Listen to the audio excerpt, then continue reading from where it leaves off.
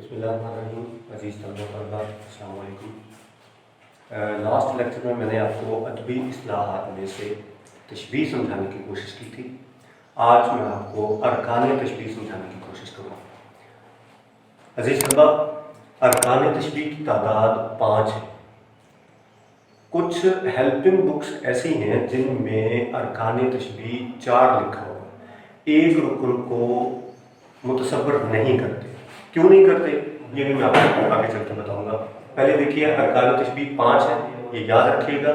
صحیح آپشن 5 ہی ہوگا. اگر کثیر الانتخابی سوال آئے ارکان تشبیہ کی تعداد ہے 3 4 5 7 تو آپ 5 پر ہی ٹک لگاؤ گے. کون کون سے ارکان تشبیہ؟ مشبہ، جس چیز کو تشبیہ دی جائے. لاسٹ لیکچر میں نے آپ کو تشبیہ سمجھائی تھی تو میں نے کہا تھا ایک چیز کو دوسری چیز جیسا کہا جاتا ہے مشترک صفت کی بنیاد پر. اب جب مشترک صفت دیکھی جائے گی تو وہ چیز جس میں صفت کم ہے وہ مشبہ ہے، جس چیز کو تشبیہ دی جائے گی. اب وہ دوسری چیز جس کے ساتھ تشبیہ دی جائے گی، مشترک صفت دوسری چیز میں زیادہ ہوگی، وہ ہوگی مشبہ بہ ہی، جس چیز کے ساتھ تشبیہ دی جائے گی. تیسرا رکن، اس کے 2 نام کون کون سے؟ وجہ شبہ اور وجہ تشبیہ. اگر تعریف پر آپ غور کرو تو اس میں ہم دیکھتے ہیں کہ ایک چیز کو دوسری چیز کے ساتھ تشبیہ دی جاتی ہے مشترک صفت کی بنیاد پر. اب وہ جو مشترک صفت ہے دونوں میں، مشبہ میں اور مشبہ بہ ہی میں، وہ وجہ شبہ یا وجہ تشبیہ کہلاتی ہے.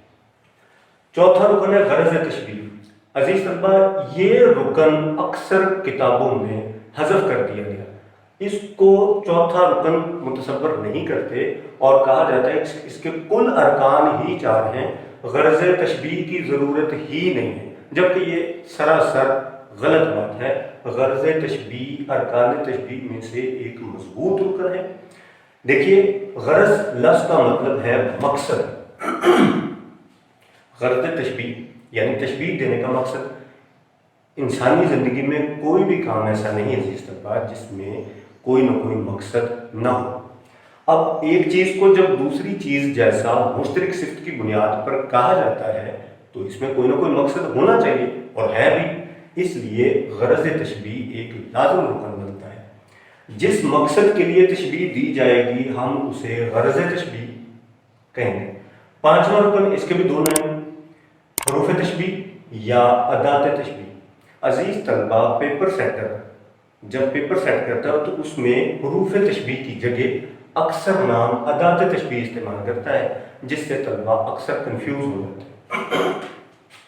اب ہے کیا یہ؟ وہ حروف جو تشبیہ دینے کے لیے استعمال ہوں گے انہیں حروف تشبیہ یا ادات تشبیہ کہا جاتا ہے. کون کون سے؟ جیسے سی، سا، جیسا، جیسے، جیسی، مثل، مثال، صورت، طرح، گویا، جوں، یا، کہ، برگ. یہ حروف تشبیہ ہیں جو اکثر استعمال ہوتے ہیں، یہی استعمال ہوتے ہیں. اب طرفین تشبیہ یہاں پر میں نے لکھا ہے، یہ رکن نہیں ہے عزیز طلبہ. طرفین تشبیہ میں نے لکھا یہ رکن نہیں، جبکہ آپ ایک چیز کو دوسری چیز کے ساتھ جب تشبیہ دیتے ہیں تو اس میں مشترک صفت دیکھی جاتی ہے. اب جب تشبیہ دی جائے گی تو اس میں 2 ارکان میجر ہیں جن کے بغیر تشبیہ ہو ہی نہیں سکتی. کون کون سے؟ ایک جس چیز کو تشبیہ دی جائے گی اور ایک جس کے ساتھ تشبیہ دی جائے گی. دونوں ہی لازم ہیں، ان کے بغیر تشبیہ نہیں ہو سکتی. اس لیے ان دونوں کو یعنی مشبہ اور مشبہ بہ ہی، جس کو تشبیہ دی گئی اور جس کے ساتھ دی گئی، ان دونوں کو طرفین تشبیہ کہا جاتا ہے. عزیز طلبہ، یہ میں نے آپ کو ارکان سمجھا دی. اب میں آپ کو ارکان کی پہچان بتاتا ہوں. ایک سادہ سا جملہ لکھا ہوا جس میں سے آسانی سے پتہ لگ جائے گا کہ اس میں تشبیہ ہے اور اس میں ارکان کون کون سے. جملہ ہے جی، علی شیر کی طرح بہادر ہے. سیدھا سیدھا جملہ ہے، اس میں 5 ارکان بڑے واضح ہیں. مشبہ پہلا رکن ہے اور اس جملے میں علی مشبہ ہے کیونکہ علی کو تشبیہ دی جا رہی ہے. مشبہ بہ ہی اس جملے میں کیا ہے؟ شیر. علی کو تشبیہ دی گئی کس چیز کے ساتھ؟ شیر کے ساتھ تشبیہ دی گئی. وجہ شبہ یا وجہ تشبیہ کیا ہے؟ بہادری، یعنی مشبہ اور مشبہ بے ہی، علی اور شیر میں مشترک صفت کیا تھی؟ بہادری. سو یہ مشترک صفت بنی اور یہ وجہ شبہ یا وجہ تشبیہ ہے. چوتھا رکن ہے غرض تشبیہ.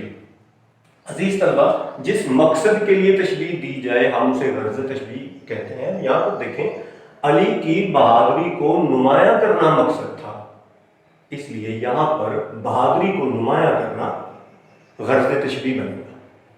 حروف تشبیہ یا ادات تشبیہ کون سی ہے اس میں؟ طرح. جیسے میں نے حروف کافی سارے بولے آپ کے سامنے، تو ان میں سے ایک طرح بھی ہے یہ حروف تشبیہ یا ادات تشبیہ. اب اس جملے کی مناسبت سے اگر دیکھیں تو طرفین تشبیہ ہمارے پاس کیا بنتا ہے اس جملے میں سے؟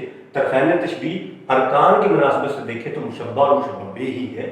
اس لیے یہاں پر اگر اس جملے میں دیکھیں، وہ چیز جس کو تشبیہ دی جائے گی یعنی علی، اور وہ چیز جس کے ساتھ تشبیہ دی جائے گی شیر، اس جملے میں دونوں میجر چیزیں ہیں. اس لیے اس جملے میں علی اور شیر طرفین تشبیہ بنے.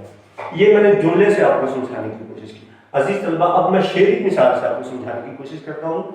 جملے یا فکرے کی نسبت شعر کو سمجھنا تشبیہ کے اعتبار سے تھوڑا سا مشکل ہے، لیکن میں آپ کو سمجھانے کی کوشش کرتا ہوں. احمد فراز کا ایک شعر ہے، اس کی باتیں بھی دلاویز ہیں صورت کی طرح، میری سوچیں بھی پریشان ہیں میرے بالوں جیسی. عزیز طلبہ، ان دونوں مصروں میں تشبیہ ہے. میں آپ کو پہلے مصرے میں سمجھاتا ہوں.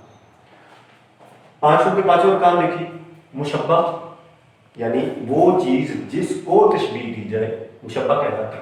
اب یہاں پر اگر دیکھا جائے اس کی باتیں، اب شاعری میں اس سے مراد اکثر جگہ پہ محبوب ہی ہوتا ہے، اور اگر مطلب کے مطابق اگر دیکھا جائے تو صورت ہے دلاویزی ہے، تو یہ محبوب ہی کی بات ہو رہی ہے. اس کی باتیں بھی دلاویز ہیں صورت کی طرح. اس مصرے میں مشبہ ہو گیا محبوب کی باتیں. مشبہ بے ہی جس چیز کے ساتھ تشبیہ دی گئی تو وہ کیا ہے؟ اس کی باتیں بھی دلاویز ہیں صورت کی طرح. یعنی صورت کس کی؟ تو یہ پھر اس کی ہی بنتا ہے، یعنی محبوب کی. مشبہ بے ہی یہاں پر بن گیا محبوب کی ہی صورت. یہ ایک بڑا خوبصورت مصرع ہے. احمد فراز نے محبوب کی باتوں کو محبوب کے ہی چہرے سے تشبیہ دے دی.